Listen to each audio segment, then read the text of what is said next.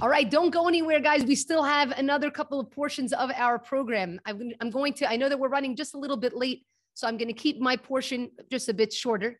And I want to be speaking about, as we heard so many wonderful things about the Mitzvah of Netilat Yadayim, some of the practical things, because sometimes, some of us are doing Netilat Yadayim, some of us may not be doing Netilat Yadayim. Now we know that there's Netilat Yadayim that happens when we wake up in the morning, the first Netillah that we do, which is different than the Netilat Yadayim that we do before we eat bread.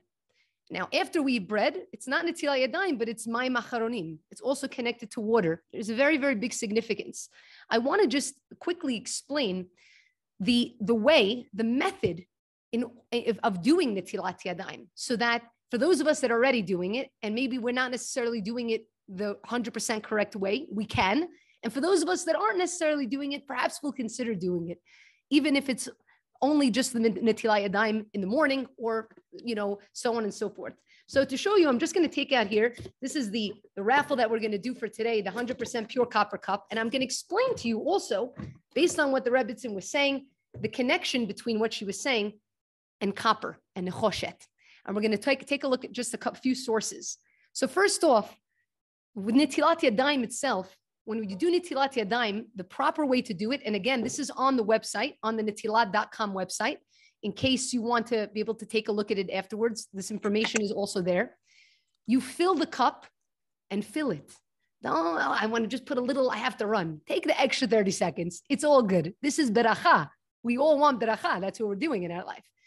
We fill the cup fully with water and with our right hand, and then we pass the cup to our left hand. The way to remember is always the passing always goes from right to left. But if you want to pass back from your left to your right, just always remember, put it down and then pick it back up with your right. So you fill it up with your right hand. After you fill it up with your right hand, you pass it to your left and you pour it on the right. The right comes first. That's the strong hand. Even if you are a lefty, it doesn't make a difference. It goes on to the right. You then put the cup down and pick it up with your right hand and then pour on your left. Again, you can always pass. The rule is you can always pass from right to left. Don't pass from left to right. When you want to pass from left to right, put it down, and then you pick it back up, and so on and so forth. And you do this 3 times on the right, 3 times on the left.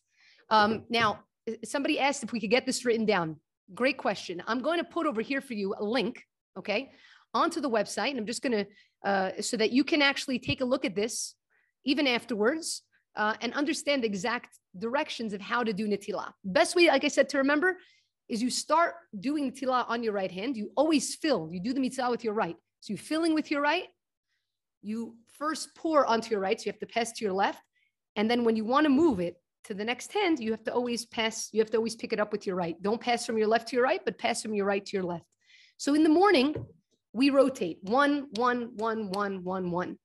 Before we have bread, and like the Rebbetzin said, there are different minhagim. For example, I know that the Sephardic minhag is you're doing it 6 times. You do 3 on one hand before bread, and then 3 on the other. 3 on the right first, and then 3 on the left. There are those that do it only 4 times, meaning 2 on the right and 2 on the left. It really will vary based on your minhag. With the bread, again, we fill it up with our right, pass to our left, 3 on the right, put it down, pick it up, 3 on the left. Now, after you actually wash your hands, this is very important. It's very important. You don't want to dry your hands and then say the beracha, because it is actually beracha labatala.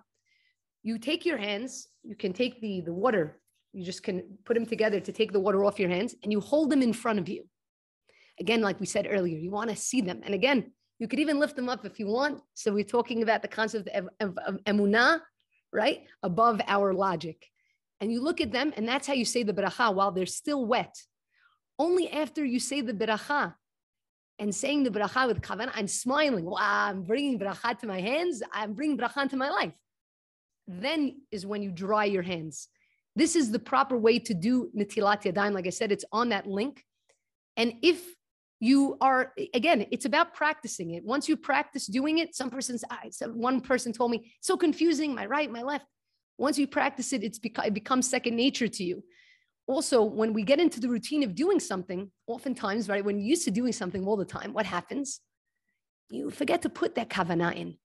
So the fact that you're going to be introducing the proper way to do it is actually good. You know why? Because it's going to make you think for a second. And like I said, fill it with water. And where should the water go? Not here. This is not Tisha B'Av, okay? We have to fill it over here. Go to your top of your hand. Why the hands? Guys, all of our asiyah, all of the things that we do in our life comes from here. Whether it's taking care of our children or cooking or working, all of the asiyah, our ability to actually do, to bring into the world, to create, comes from our hands. So when our hands are purified and sanctified, we bring that purity and sanctification into everything we touch. Guys, doing Netillah elevates our hands. Just like when we say a beracha on something, we elevate it to a level of kedusha. And so when we do Netillah, we're bringing that kedusha into our hands. And now everything that we're going to touch in our day, we're placing that spiritual, placing that kedusha into it. This is a huge, huge concept. So why nechoshet? You might say, Orly, okay, you do a copper cup. What's the concept of copper? I don't understand what's going on over here with this nechoshet. There's a very, very, very specific reason. Guys, look in the Torah. Look at the sources in the Torah. I'm going to tell you a quick story. Cousin of mine, how did this come to be? I started this company back in 2017. Cousin of mine who lives in Israel reached out to me, said to me, Orly, I want your help. I said, okay, what are you doing? He says, I want to be able to create and to bring into Am Yisrael again 100% pure copper cup. So I said, tell me what's going on. He says, Orly, the level of this could be huge to be able to bring this, the concept of copper, of nechoshet and Netillah, back into the homes within Am Yisrael. So I said, why? What happened? So he told me, listen, I went to my rabbi and I was telling him I'm having a very difficult time with parnasah, having a really difficult time. And the rabbi told me, do Netillah. So I started laughing. I told the rabbi, I do Netillah.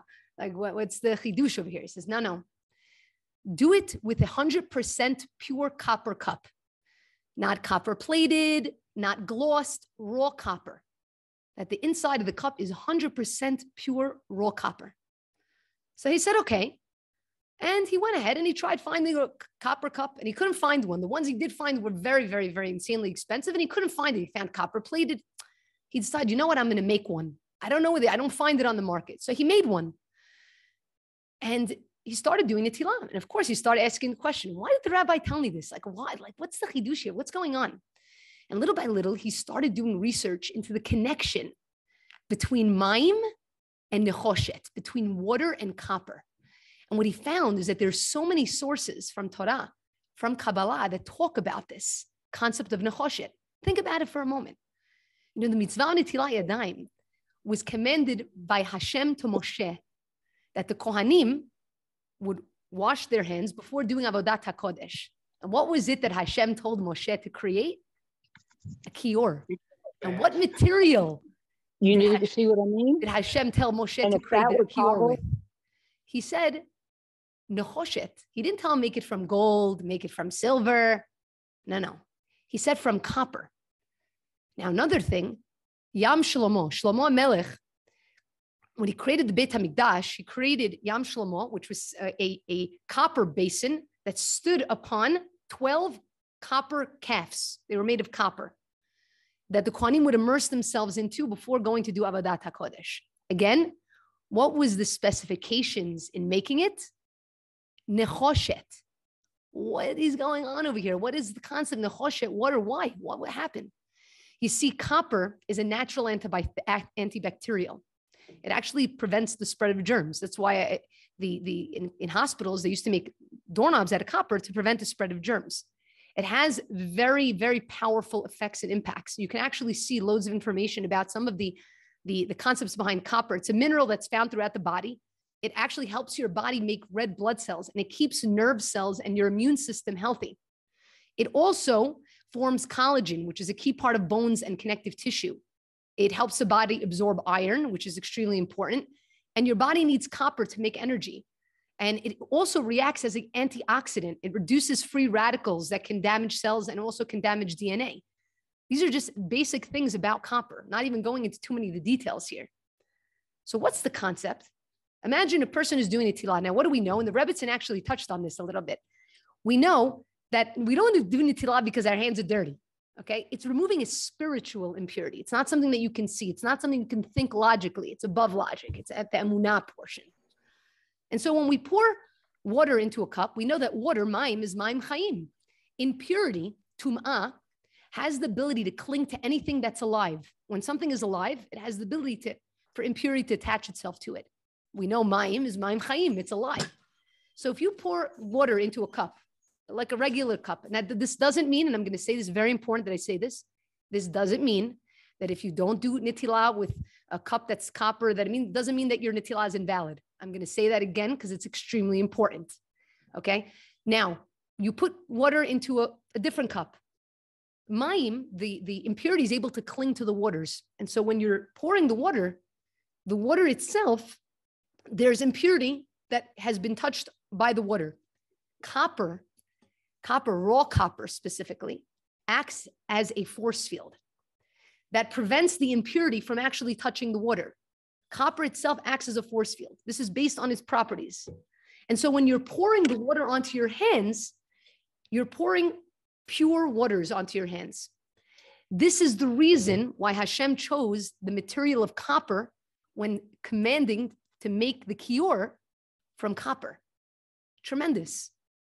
And so each and every one of us have that ability. Now, what is more concepts behind copper? We know that Kabbalah tells us that copper has mystical qualities associated with good health, with fertility, livelihood, and purity. The Zohar states that silver represents chesed. It represents kindness. Gold represents power. But copper represents rachamim. It represents mercy. It's just a huge thing. There's so many more sources that I can go into with you. And again, loads of this information can be found directly on netilah.com on the website so that you can learn more about the health benefits of copper, as well as the spiritual benefits of doing Netilat Yadayim with a copper cup. You can read all of those sources there.